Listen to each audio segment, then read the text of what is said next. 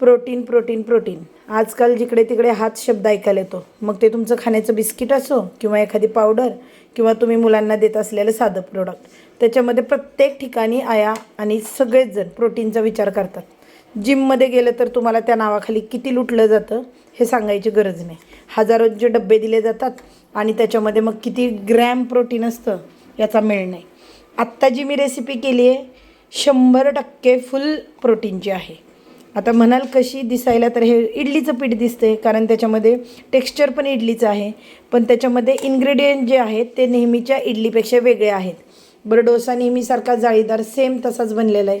चव खाताना अक्षरशः एखाद्या खवय्याला ओळखू येईल. बाकी माझ्या घरातले तर असंच खातात, कळतही नाही त्यांना की मी उडदाच्या डाळीच्या जागी सोयाबीन जे ग्रॅन्युल्समध्ये भेटतात, सोयाबीनमध्ये जे आपण सोया चंक्स करतो ते नव्हे, जे आपल्याला नेहमीच्या चवळीसारखे दिसतात ते सोयाबीन बरोबरीनं भिजायला घातले. म्हणजे तांदूळ जेवढं घेतलं तेवढेच सोयाबीन घेतलं. ॲक्च्युली मी जास्त टाकले, खूप दिवसातून मला सोयाबीन घरात सापडले होते.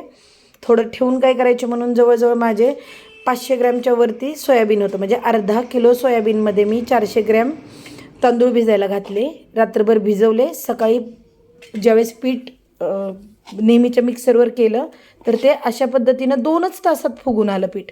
आणि डोसे एकदम भारी होत आहेत. त्याच्याबरोबर खायला अर्थातच चटणी केली नेहमीची, शेंगदाणा, हिरवी मिरची, दही, आलं आणि त्याच्यात कलरसाठी एक बीटची चकती टाकली होती. ती चकती पण तशीच राहिली, पण कलर किती छान आला आहे बघा. तर आता याचं प्रोटीन ग्रॅमपेक्षा ना मला तर वाटतं किलोग्रॅममध्ये निघेल, इतकं भरलेलं प्रोटीनचं आहे. खाल्ल्यानंतर टेस्ट नेहमीच्या पराठ्या याच्यासारखी लागते.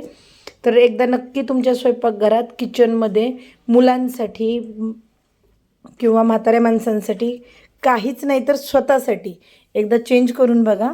आणि उडदाच्या डाळीच्या जागी याचे आप्पे पण छान बनले. सकाळी मी याचे आप्पे बनवले, आप्पे पण एकदम छान फुगतात. आप्पे ट्राय करा, नसेल आवडत तर डोसा ट्राय करा, पण एकदा सोयाबीन नक्की खाऊन बघा आणि मला कमेंटमध्ये सांगा कसा लागला पराठा.